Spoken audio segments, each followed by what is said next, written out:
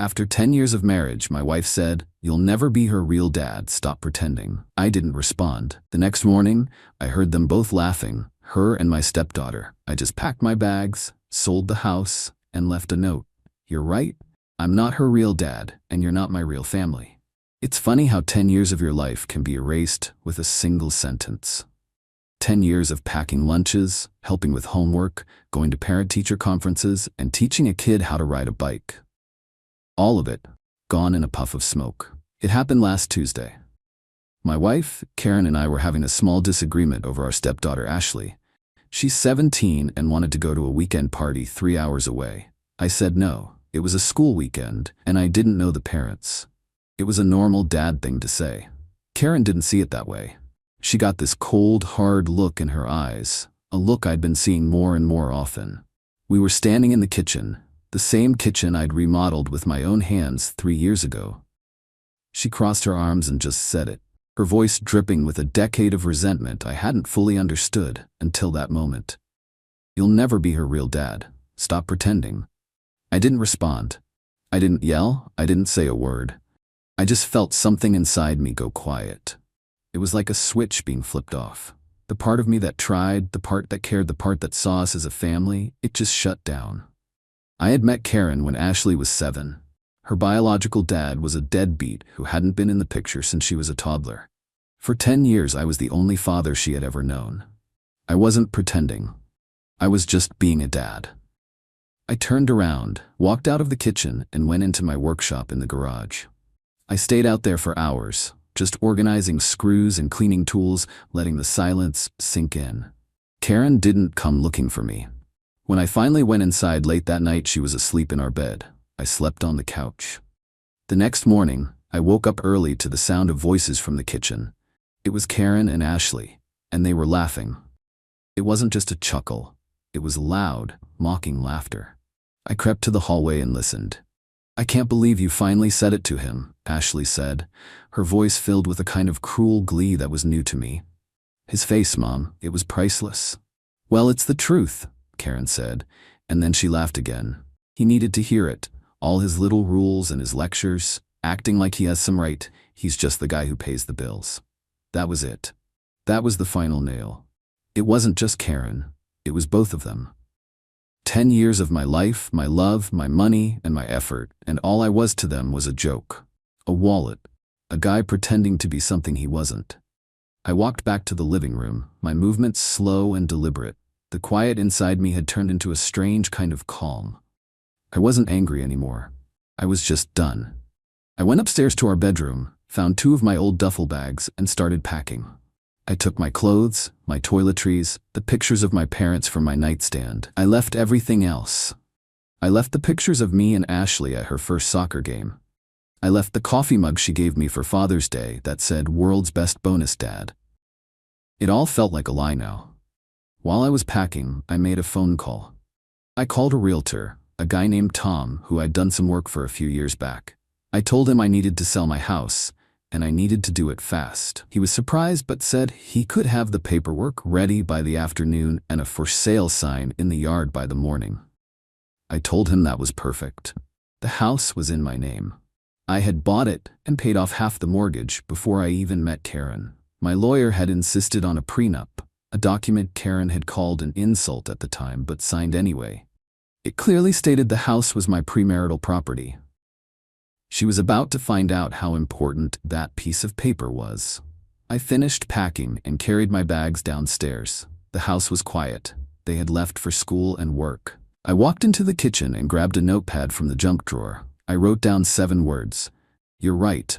I'm not her real dad, and you're not my real family." I left the note on the kitchen counter, right where they'd been laughing about me an hour earlier. I walked out of that house and didn't look back. I drove to my office, a small space I rented for my contracting business, and just sat in the parking lot for a while. Then I got to work. I called my lawyer and told him what was happening. He just said, "Good, it's about time." I called my bank and had my paycheck rerouted to a new private account. I moved my personal savings, every penny I had earned before the marriage, into that same account. I left the joint account with enough money to cover the bills for 1 month. After that, it was on her. That afternoon, I met the realtor and signed the listing agreement. He promised to put the sign up the next morning before they woke up. For the first time in 10 years, I felt a sense of freedom. I wasn't a pretend dad anymore. I wasn't a wallet. I was just me. And I was starting over. I spent that night on the couch at my friend Mark's place. The first wave of texts started around 4 in the afternoon, when Ashley would have gotten home from school. It was a picture of the note with the simple question, "What is this?" I didn't respond. An hour later, Karen started calling. I let it go to voicemail. She left 7 messages in a row.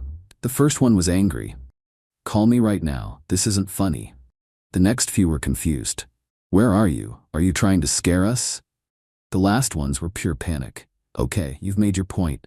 Just come home and we can talk about this. This is crazy. You can't just leave."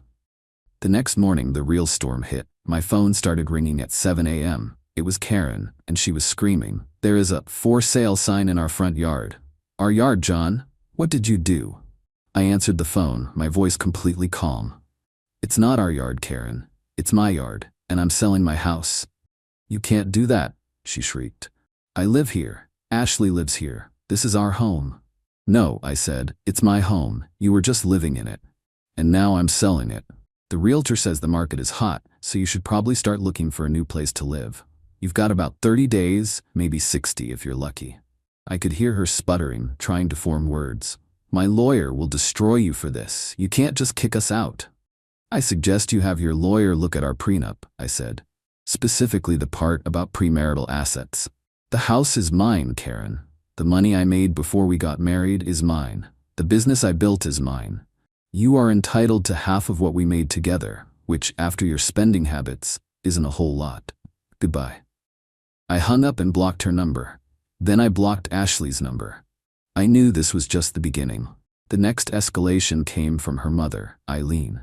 She called me that afternoon, and I made the mistake of answering. She didn't even say hello. She just launched into a tirade about how I was a cruel, heartless monster for abandoning my family. "You have a daughter who loves you, John," she yelled. "No, Eileen, I don't," I said. "I have a stepdaughter who laughed with her mother about how I was just a guy who pays the bills. There's a difference. She's a child. She makes mistakes." "She's 17, I corrected her. "She's old enough to know what she's saying, and Karen is certainly old enough. For 10 years, I gave them everything. My time, my money, my love, and in return, I was told I was pretending. I'm done pretending." "You're throwing them out on the street," she cried. "I'm selling my property," I said. "What Karen does next is her problem. She has a good job, she can find an apartment. She's a grown woman. It's time she started acting like one." I hung up before she could respond. The entitlement of that family was breathtaking. They genuinely believed I was obligated to provide a home for 2 people who had openly mocked and disrespected me. A few days later, I got a formal-looking email. It was from a lawyer. Karen had moved fast. The email was full of legal threats. It demanded I immediately take the house off the market. It demanded I reinstate her access to our joint accounts. It demanded I pay for her legal fees and emotional distress. It was a work of fiction. I forwarded it to my own lawyer, who sent back a response a few hours later. His email was short and to the point. It included a copy of our signed prenup. It included a statement showing that the down payment and years of mortgage payments had come from my premarital accounts. It ended with a simple sentence: "Any further attempts to claim ownership of my client's separate property will be met with a countersuit for frivolous litigation." The legal threats stopped after that. The house got an offer within a week for over the asking price. The market really was hot. The closing was set for 45 days out. The clock was ticking for Karen and Ashley. The next person to reach out was Ashley. She sent me a message on social media. I almost deleted it without reading, but my curiosity got the better of me. It wasn't an apology. It was a list of demands. "Since you're selling the house, you owe me for my college fund," she wrote, "and you need to keep making my car payments. And my phone is on your family plan, so you can't kick me off that." I just stared at the message. After everything that had happened, after she had laughed at me and called me a bill payer, she still thought I owed her something. The nerve of it was almost impressive. I typed back a single response. Ashley, I am not your real dad. I am not responsible for your finances. You should talk to your mother about these things. That's what real families do. She replied with a string of insults, calling me a loser and a fake, saying she never liked me anyway. I didn't respond. I just took a screenshot of the conversation and sent it to Karen with the caption, "You've taught her well." Then I blocked Ashley on every platform. The final few weeks before the closing were a strange kind of quiet. I heard through a mutual friend that Karen was in a panic, trying to find an apartment that she could afford on her own salary. Apparently, she had been looking at places that were way out of her price range, still expecting the lifestyle I had provided. The reality of her new financial situation was hitting her hard. This mutual friend, Sarah, called me a few days before the closing. She sounded awkward. "Hey John, Karen's been calling me, freaking out," Sarah said. "She wanted me to ask you if you'd consider giving her some of the money from the house sale just to help her get on her feet." "Did she tell you why I'm selling the house?" I asked. "She said you two had a fight and you overreacted." I just laughed. "She told me I'm not Ashley's real dad and that I should stop pretending." Then I overheard her and Ashley laughing about how I'm just the guy who pays the bills. So I decided to stop paying the bills. "The prenup is clear, Sarah. The house is mine. She'll get her share of our marital assets and that's it. I'm not a bank." Sarah was quiet for a moment. "Wow, she left that part out. I'm sorry, John. I won't bother you again."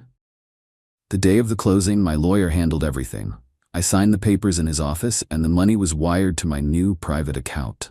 After my lawyer took his fees, I had him cut a check to Karen for her legal share of the marital assets. It was a respectable amount, enough for a down payment on a small condo or to cover rent for a few years. But it wasn't the lottery ticket she thought she was getting. It was a clean break. My lawyer sent her the check via courier, along with a final set of divorce papers. I didn't want to see her again.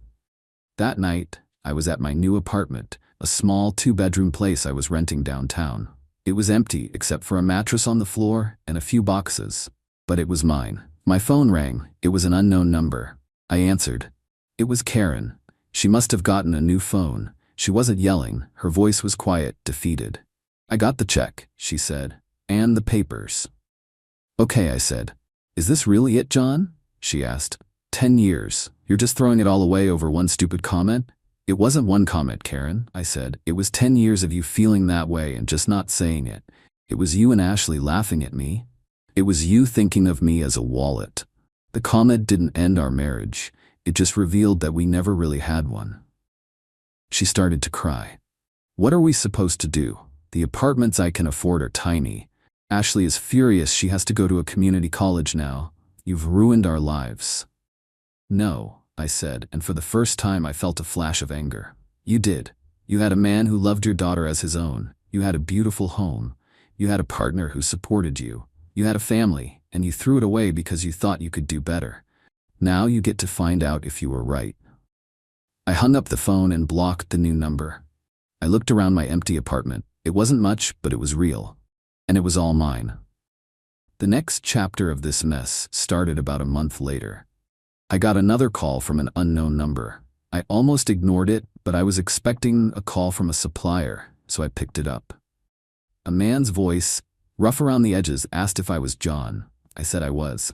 "My name is Rick," he said. "I'm Ashley's father, her biological father. Karen called me last week. Sounds like I need to hear your side of the story." My first thought was that this was another trap. Karen, desperate, had tracked down the deadbeat dad to use as a weapon against me. I agreed to meet him, but on my terms. A public place, a diner downtown, the next morning. I wanted a witness, so I asked my friend Mark to sit at a nearby table, just in case. Rick was a long-haul trucker, just passing through town. He looked tired, but he looked me straight in the eye when he shook my hand.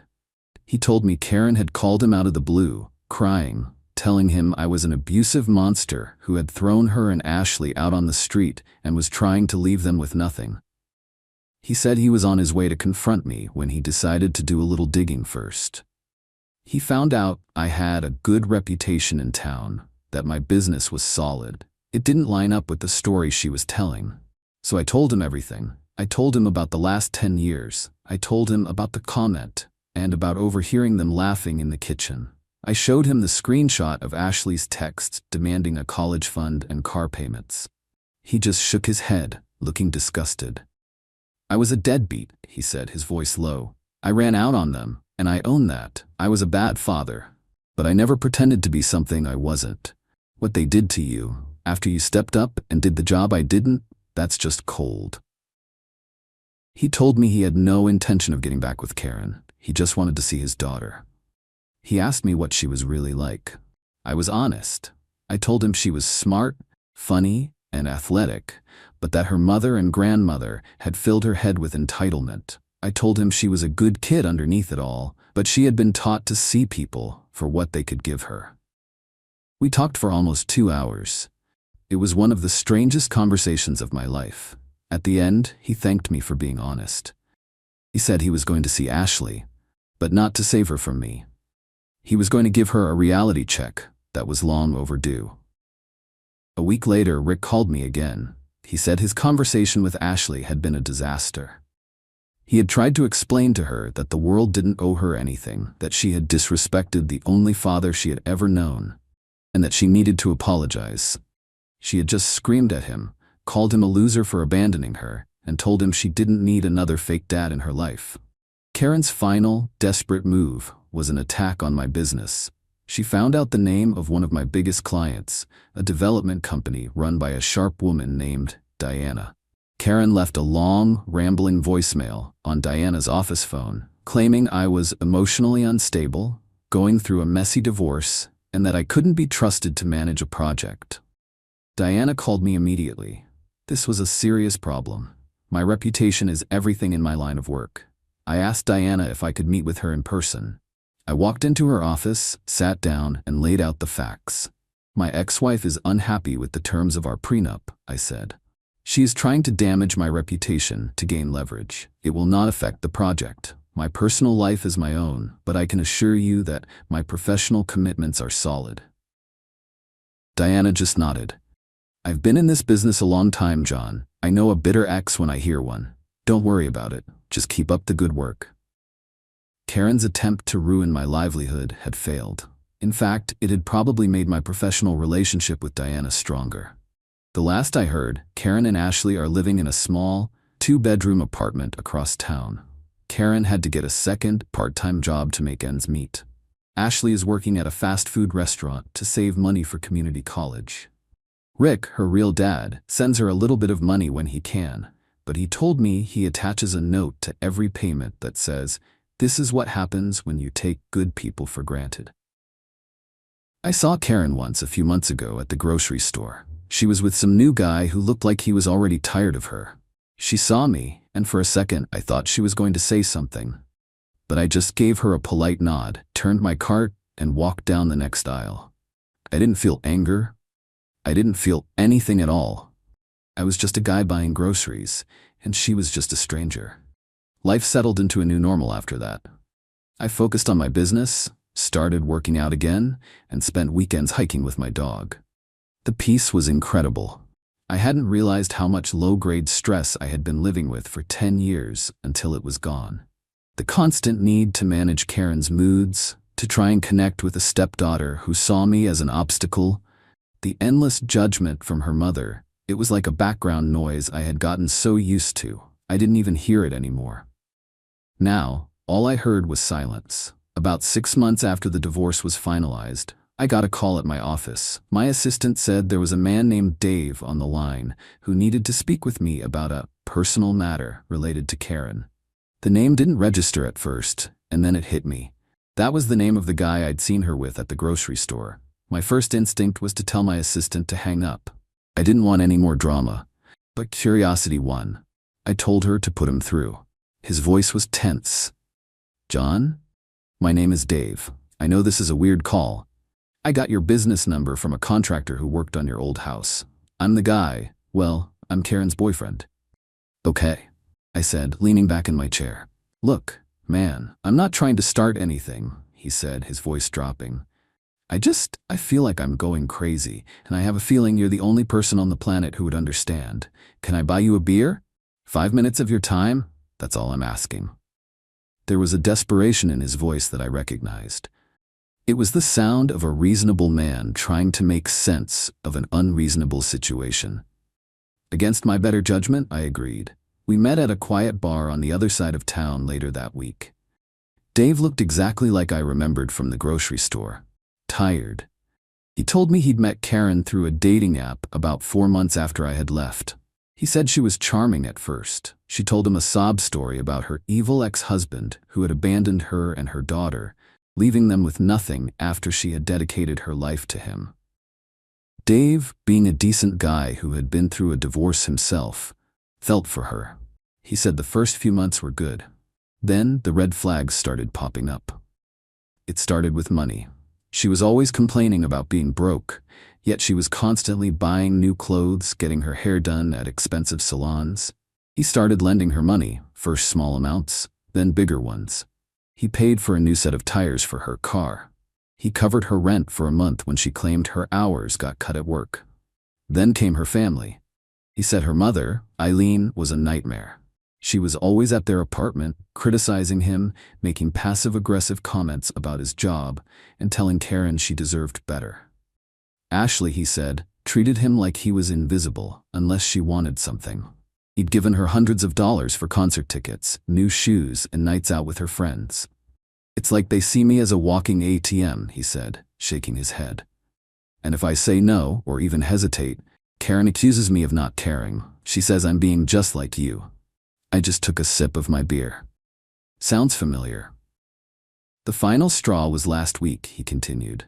"I came home and there was a letter on the table from a credit card company. It was addressed to her, but it was open. I guess she forgot to hide it. She had opened a card in my name as an authorized user without telling me. It was maxed out. Almost $10,000 in debt. Clothes, spa days, dinners with her mother. I confronted her, and she didn't even apologize.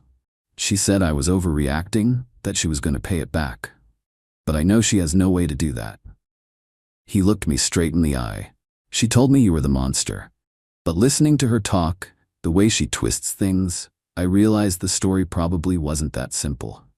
So I did some digging. I talked to that mutual friend, Sarah. She told me the real story, about the prenup, about what you overheard them saying in the kitchen. I just nodded. I didn't need to add anything. He had found the truth on his own. "So I'm asking you," Dave said, "am I crazy? Or is this just who she is?" "That's who she is," I confirmed. "And that's who her mother taught her to be. And that's who Ashley is becoming. They see men as a resource. When one runs dry, they move on to the next. I'm sorry you got caught in the middle of it." He looked relieved, like a man who had just been told his diagnosis wasn't all in his head. "What did you do?" he asked. "How did you get out?" "I just stopped," I said. "I stopped paying. I stopped pretending. I stopped caring what they thought of me. The second you cut off the money, you'll see their true colors. But you have to be ready for the war that follows.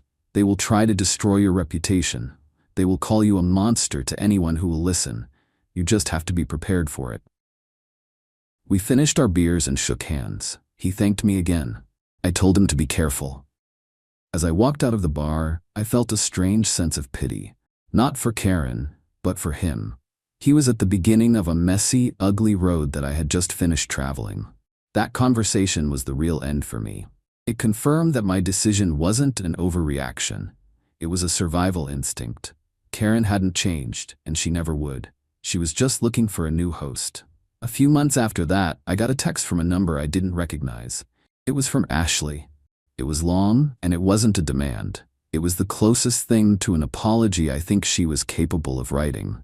She told me that Dave had left her mom. He had apparently taken my advice, documented everything, and ended it cleanly. He had even threatened to press charges for the credit card fraud, which made Karen back down immediately. Ashley said that seeing her mom go through the exact same cycle with another man had been an eye-opener. She said that her real dad, Rick, had been talking to her, making her face some hard truths. "I was a brat," she wrote. "You were good to me and I treated you like dirt because my mom and grandma told me I could. I'm sorry. I know it's too late, but I just wanted to say it." I thought about it for a long time before I replied. Part of me wanted to ignore it, but another part of me remembered the 7-year-old girl who had been so excited to show me her report card. I texted back, "I appreciate that, Ashley. I wish you the best." It was all that needed to be said. Life is quiet now. I sold my business last year to a larger company and retired early. I bought a small house on a few acres of land out in the country. My dog is old now, but he loves the space. I fish and I work in my wood shop. I see my friend Mark on the weekends. It's a simple life, but it's real. The drama is gone. Building my own life, on my own terms, was the only project that ever really mattered. I poured a whiskey and enjoyed the silence.